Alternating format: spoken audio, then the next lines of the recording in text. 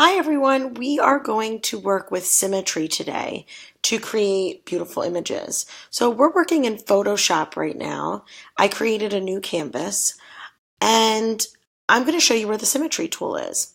In order to get to the Symmetry tool, you will need to select your brush tool over on the left-hand side in the toolbar.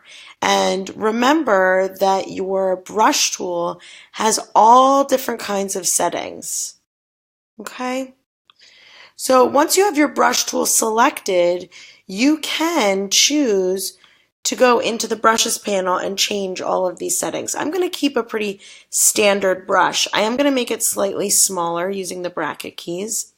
And the Symmetry tool is up along the options bar. It looks like a butterfly. They're using the symbol of a butterfly as an example of symmetry because butterflies have symmetry.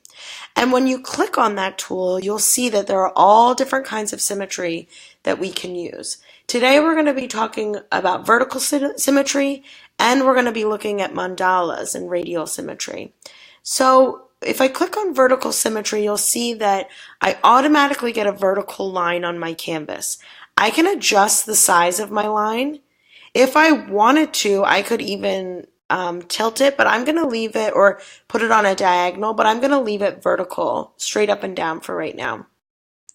Once you have the line exactly where you want it, you want to press the check button to tell the computer, yes, this is where I want that line of symmetry. And then from here, you want to make sure you have your brush tool. Symmetry means that what's on one side of the line of symmetry is the same as what's on the other side. So if I draw something on one side of my line, it's going to be identical on the other. So a butterfly is an excellent example of something that you can draw that has symmetry.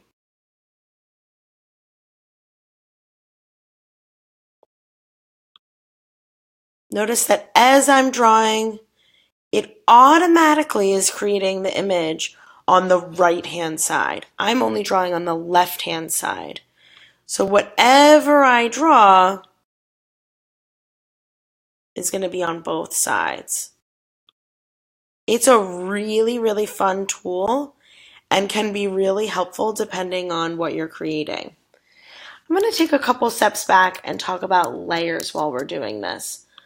So I was drawing on the background layer, which is never a great choice. So I'm going to make a new layer, and I'm going to show you why in just a moment. And I'm going to redraw that butterfly.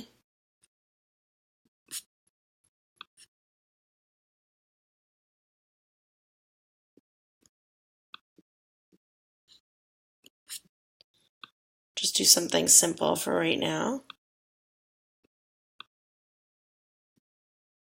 There we go.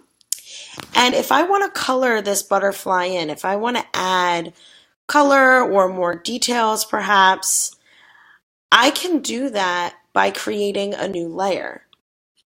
And I'm going to slide this layer under the outlines that I've just made, the black outlines. And I can change my brush. I can also change the size of it. And again, I still have that line of symmetry there. So no matter what I do on one side, it's going to happen on the other side.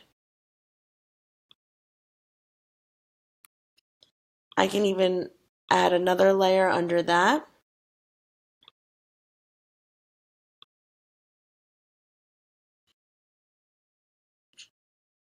Amazing. This is a pretty amazing looking butterfly. There we go. Voila. Let's start a new canvas, and I want to show you something where we're using more lines of symmetry to make a mandala. Hopefully you've watched the mandala video at this point, so you understand what a mandala is.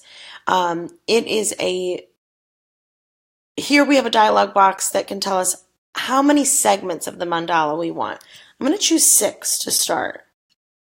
And again, I have the option to make this bigger or smaller. I can orient it on my canvas, which is great. And when I'm done, don't forget that I have to click on the check mark. From here, I'm going to make my brush smaller. From here, I can use one segment as where I'm going to draw. And as I create, notice that the same thing is happening in every segment.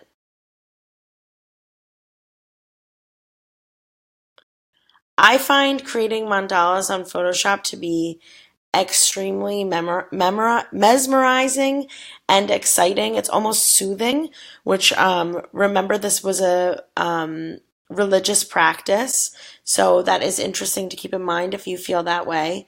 But notice the mistake I've made. I've drawn on the background layer. So if I want to create a color underneath, I can't.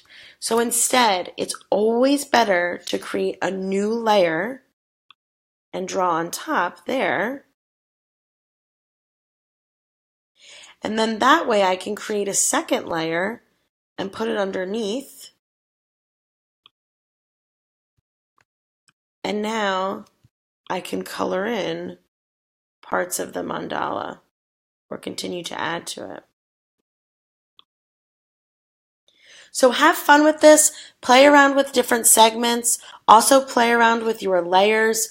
I would advise you to steer clear from creating on that background layer, to always remember to create a new layer. Other than that, you really can't do anything wrong. Be free, have fun with it, create a ton of mandalas.